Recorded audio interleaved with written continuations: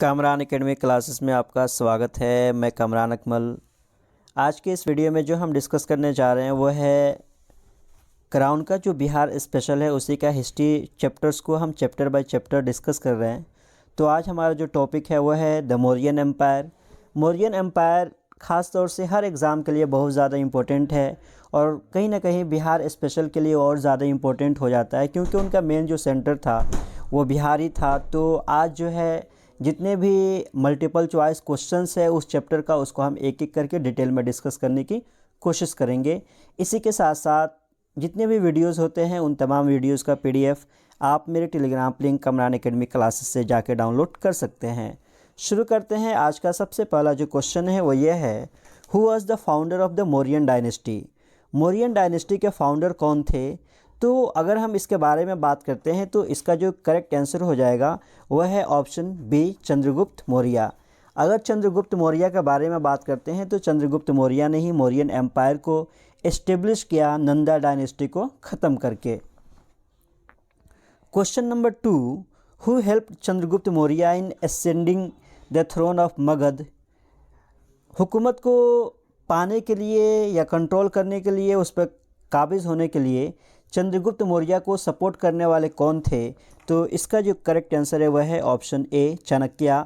अगर चाणक्य के बारे में हम बात करते हैं तो चाणक्य को कौटिल्य के नाम से भी जाना जाता है और वो नंदा डायनेस्टी में भी काम कर रहे थे। बहुत दिनों तक वो वहाँ पे रहे लेकिन उनको बदनाम करके वहाँ से भगा दिया गया। तो चाणक्य ने भी ये इरादा किया कि हमें भी उनको किसी न किसी तरीके से नंदा डायनेस्टी को ख़त्म कर देना है और फिर चंद्रगुप्त मौर्य के साथ मिलकर उन्होंने नंदा डायनेस्टी को ख़त्म कर दिया और ख़त्म करने के साथ साथ चंद्रगुप्त मौर्य के प्राइम मिनिस्टर बन गए। Question number 3, the Greek ambassador Megasthenes lived in the court of. Greek ambassador Megasthenes जिसको सिलेकस निकाटोर ने मौर्यन एम्पायर में भेजा था, किनके वक्त में ये चंद्रगुप्त मौर्य किनके वक्त में ये एम्बेसडर बनाकर भेजे गए थे? तो इसका जो करेक्ट आंसर है वह है ऑप्शन सी, चंद्रगुप्त मौर्य के कोर्ट में इनको एम्बेसडर बनाकर भेजा गया था and he was the Greek ambassador, he was sent by Seleucus Nicator. Question number 4, during the reign of which Mauryan king a 12-year long drought took place. तो क्वेश्चन नंबर 4 के बारे में अगर हम बात करते हैं कि मौर्यन एम्पायर में 12 साल का जो सुखाड़ कहीं ना कहीं आता है वो किस एम्पायर के रीजन में आता है? तो इसका जो करेक्ट आंसर है वह है option D, Chandragupta Maurya. Question number 5, who was the prime minister of Chandragupta Maurya. तो इसका जो करेक्ट आंसर है वह है चाणक्य। चाणक्य को हम कौटिल्य भी के नाम से जानते हैं और इसी के साथ साथ कहीं कहीं पे आपको विष्णु शर्मा भी मिलेगा। Question number 6, who earn the title of the liberator of India. किसने लिबरेटर ऑफ इंडिया का टाइटल अपने लिए अडॉप्ट किया था? तो क्वेश्चन नंबर 6 का जो करेक्ट आंसर है वह है Chandragupta Maurya. Question number 7, when did Ashoka invade Kalinga. Kalinga पे कब अशोका का आक्रमण होता है, कब हमला होता है? तो इसका जो करेक्ट आंसर है वह है ऑप्शन सी, 261 बीसी में। और ये 261 बीसी की लड़ाई बहुत ज़्यादा इम्पोर्टेंट है तो इसको आपको याद रखना है। और ख़ास तौर से जितने भी रॉक एडिक्ट्स है तो अशोका का जो रॉक एडिक्ट्स 13 है उसमें डिटेल में हमें कालिंगा वार के बारे में डिटेल में डिस्कशन मिलता है। और उसी के साथ साथ इसी लड़ाई के बाद जिस लड़ाई में ऑलमोस्ट 1 लाख लोग मार दिए गए, 1.5 लाख लोग कैदी बना लिए गए और उसके बाद से अशोका ने ये डिसाइड किया कि हमें अब जो है लड़ाई को त्याग देना है और भैरव घोष की जो पॉलिसी है उसको को छोड़कर अब धम्मा घोष के पॉलिसी को अपना लेना है। क्वेश्चन नंबर 8, द अर्थशास्त्र is a treatise on which of the following. जब हम अर्थशास्त्र के बारे में बात करते हैं तो वो किताब किस चीज़ के ऊपर लिखी गई है? तो इसका जो करेक्ट आंसर है वह है पॉलिटिकल फिलोसफी के ऊपर ये किताब लिखी गई है। अर्थशास्त्र नाम तो है लेकिन अर्थशास्त्र नाम से रिलेटेड इसमें चीज़ें ज़्यादा हमें नहीं मिलती है। जितने भी पॉलिटिकल अफेयर्स हो सकते हैं या पॉलिटिकल एडमिनिस्ट्रेशन हो सकते हैं वो तमाम चीज़ें हमें कौटिल्य के अर्थशास्त्र में ये सारी चीज़ें मिलती है और मौर्यन एम्पायर को पढ़ने के लिए, समझने के लिए ये एक बेहतरीन स्रोत के तौर पर काम देता है। Question number 9, which one of the following addicts mention the personal name of Ashoka.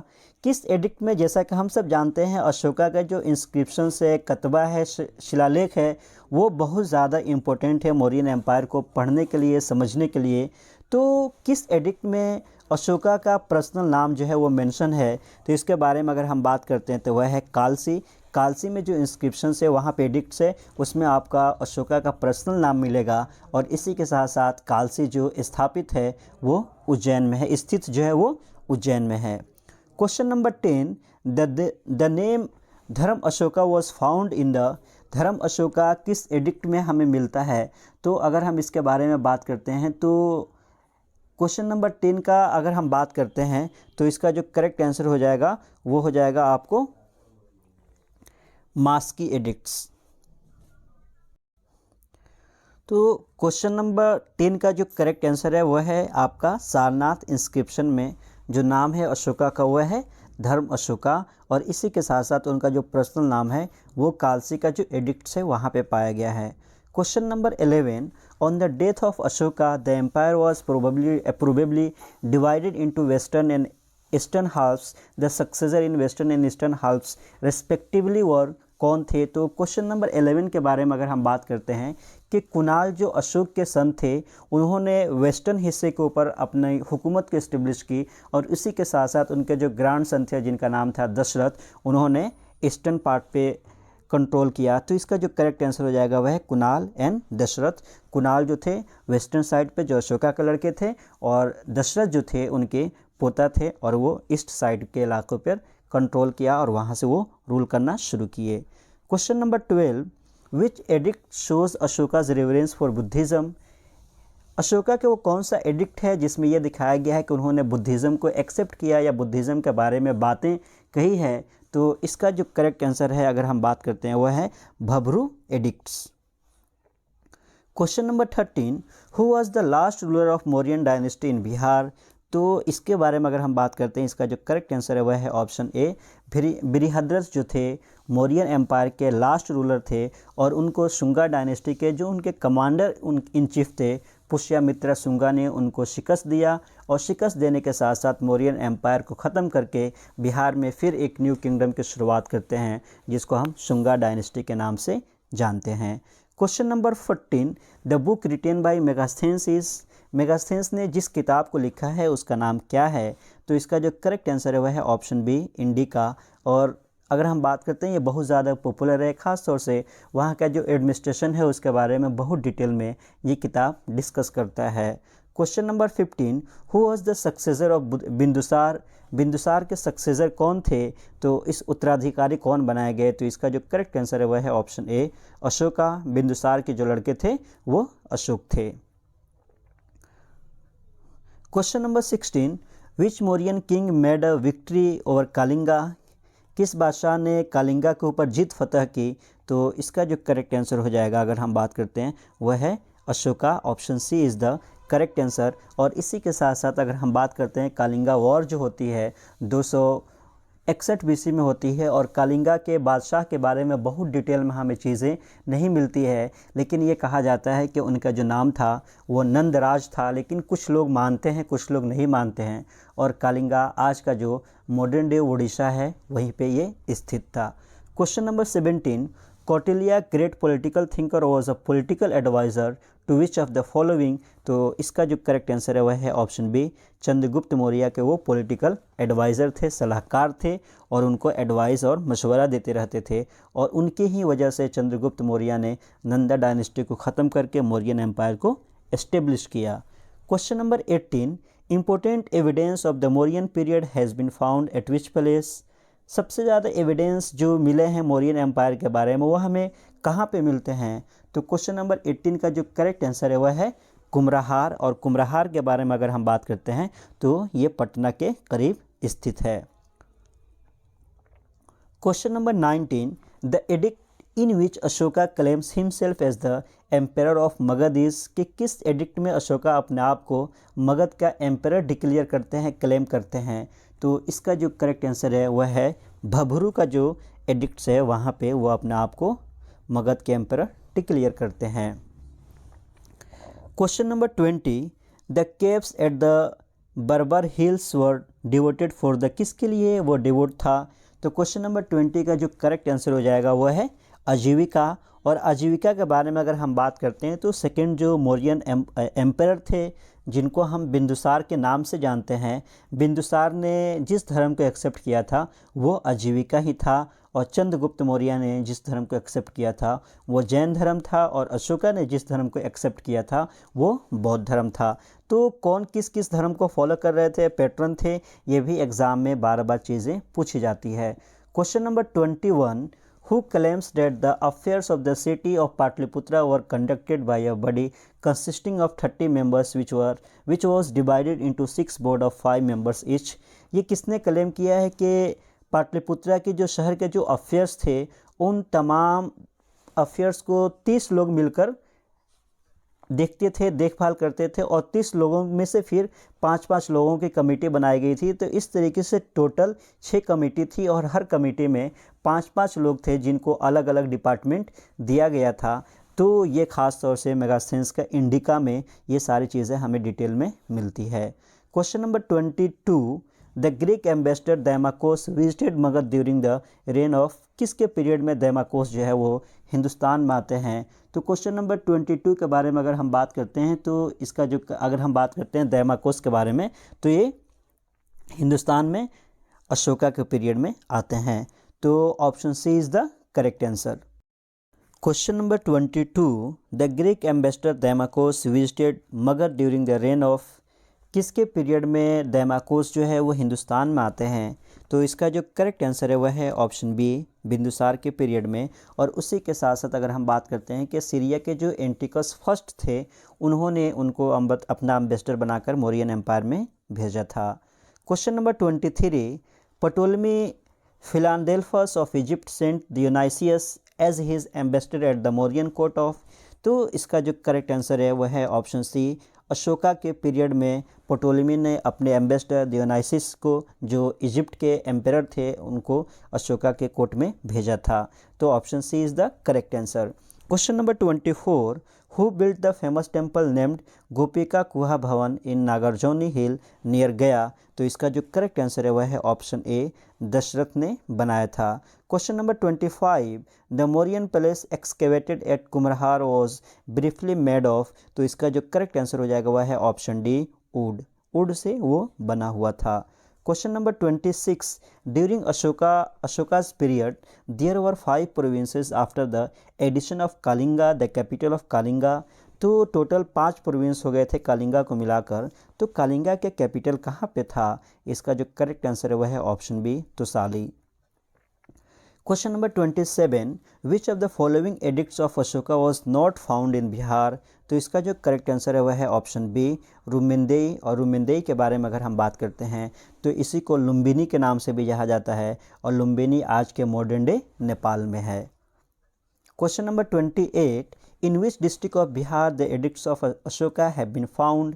तो इसका जो करेक्ट आंसर है वह है ऑप्शन ए, चंपारण। जैसा कि ऊपर हम लोग देख रहे हैं, लौरिया अरेराज, लौरिया नंदनगढ़, रामपुरवा, तीनों जगह में अशोका के इंस्क्रिप्शंस मिले हैं, एडिक्ट्स मिले हैं वहाँ पे।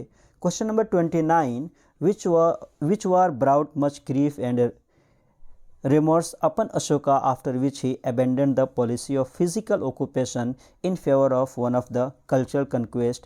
किस इंसिडेंट ने अशोका की ज़िंदगी पर बहुत ज़्यादा इम्पैक्ट डाला और उसके बाद से उन्होंने physical occupation in favour one of the cultural conquest को तरजीह दिया? तो इसका जो करेक्ट आंसर है वह है ऑप्शन बी, कालिंगा की लड़ाई जो 261 में लड़ी जाती है, जिसमें अशोका ने नंदराज जो कालिंगा के रूलर थे उनको शिकस्त दे दिया, और उसमें अप्रॉक्स 1 लाख लोग मारे गए, 1.5 लाख लोग कैदी बना लिए गए। तो इन सारी चीज़ों की वजह से अशोका ने बौद्ध धर्म को एक्सेप्ट कर लिया और लड़ाई करने को छोड़ दिया, और पैसिफिस्ट पॉलिसी को उन्होंने अपना लिया।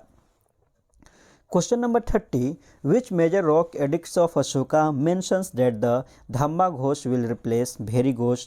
तो इसका जो करेक्ट आंसर हो जाएगा वह है रॉक एडिक्ट्स 4 में यह बातें कही गई है कि अब अशोका जो है वो धम्मा घोष को छोड़ भेरी घोष को छोड़कर धम्मा घोष को अपना लेंगे, यानी कि अब कल्चरल कन्क्वेस्ट के ऊपर ये यकीन रखेंगे फिजिकल ऑक्यूपेशन के compare. Question number 31, the author of अर्थशास्त्र इज, तो इसका जो करेक्ट आंसर है वह है ऑप्शन डी चाणक्य। और कहीं कहीं पर आपको कौटिल्य भी आ जाएगा, तो उसमें कंफ्यूज नहीं होना है, दोनों सेम नाम है, एक ही इंसान का नाम है। Question number 32, which of the following sources mentions about the administration of Pataliputra, तो इसका जो करेक्ट आंसर है अगर हम बात करते हैं वह है इंडिका के मेगास्थेन्स में बातें कही गई है ये, कि पाटलिपुत्रा के एडमिनिस्ट्रेशन का सिस्टम क्या था क्या नहीं है, इन तमाम चीज़ों के बारे में हमें इंडिका में डिटेल में चीज़ें मिलती है। Question number 33, which dynasty ruled Magadh after the fall of Nanda, तो इसका जो करेक्ट आंसर है वह है मौर्यन एम्पायर। मौर्यन एम्पायर ने नंदा डायनेस्टी के लास्ट रूलर नंदा को, अगर हम बात करते हैं तो नंदा डायनेस्टी के राष्ट्र रूलर को शिकस्त देकर मौर्यन एम्पायर को एस्टेब्लिश करने में कामयाब हो जाते हैं। और लास्ट रूलर का जो नाम होता है वो होता है धना नंदा, और सबसे इम्पोर्टेंट जो है उसको बाद में डिस्कस करते हैं। Question number 34, Megasthenes who lived in the court of Chandragupta Maurya was the ambassador of, तो इसके बारे में अगर हम बात करते हैं कि वह है Seleucus Nicator. Option A is the correct answer. Question number 35, an Ajivika fortune teller Pingalavatsa lived in the court of which Mauryan king, तो इसका जो करेक्ट आंसर हो जाएगा वह है ऑप्शन बी, बिंदुसार के वक्त में ये बिंदुसार के कोर्ट में रहते थे, और इसी के वजह से कहीं ना कहीं बिंदुसार ने आजीविका सेक्ट को भी एक्सेप्ट किया। Question number 36, the central court of the Mauryas was situated at, central court जो था मौर्य का वह कहाँ पे स्थित था, तो इसका जो करेक्ट आंसर है वह है option A Pataliputra. Question number 37, Ashoka's dhamma was, तो ये क्या था, तो इसका जो करेक्ट आंसर है वह है मोरल कोड ऑफ कंडक्ट। जैसा कि हम सब जानते हैं कि अशोका ने उस वक्त के जो भी धर्म थे वहाँ पे प्रचलन, जो भी धर्म था उनकी जो भी अच्छी चीज़ें थी उन तमाम अच्छी चीज़ों को उन्होंने लिया और एक मोरल कोड ऑफ कंडक्ट बनाया। जिस तरह से अकबर ने 1581-82 में दीन इलाही को इंट्रोड्यूस किया था, तो सेम ये भी उसी पैटर्न पे कहीं ना कहीं था। Question number 38, the palace of Chandragupta Maurya was situated at, तो इसका जो करेक्ट आंसर है वह है कुम्हरार पटना में। Question number 39, the statue of yakshini of Maurya period has been excavated from, तो इसका जो करेक्ट आंसर हो जाएगा वह है दीदारगंज पटना से। Question number 40, according to Buddhist tradition Ashoka had constructed how many stupas, Ashoka ने बुद्धिस्ट ट्रेडिशन के अकॉर्डिंग अशोका ने कितने स्तूपास को बनवाए थे, तो इसका जो करेक्ट आंसर है वह है ऑप्शन बी 84,000। तो यह है वो इम्पोर्टेंट क्वेश्चंस जो मौर्यन एम्पायर से रिलेटेड है, जो आपके एग्ज़ाम के लिए बहुत ज़्यादा इम्पोर्टेंट है। इसी के साथ साथ आपको एक दो चीज़ें और याद रखनी है। इसी पीरियड में भद्राबहु जो बुद्धिस्ट मॉन्क थे उन्होंने एक अहम किताब लिखी है जिसका नाम है कल्पसूत्रा। उसी के साथ साथ मुगालीपुट्टा तिस्सा ने भी एक किताब लिखी है जिसका नाम है कथा वत्सु। उस वक्त के जो लोग थे उनके आम जो ज़बानें थी जिसको यूज़ करते थे वो पाली था। और इसी के साथ साथ हिंदुस्तान का जो नेशनल एम्बलेम है उसमें जो एम्बलेम जो लिया गया है वो लाइन कैपिटल ऑफ अशोका, जो सारनाथ में लाइन कैपिटल ऑफ अशोका है उसी को लिया गया है। इसी तरह के मज़ीद अपडेट पाने के लिए आप मेरे यूट्यूब चैनल से जुड़े रहिए। Once again thank you so much.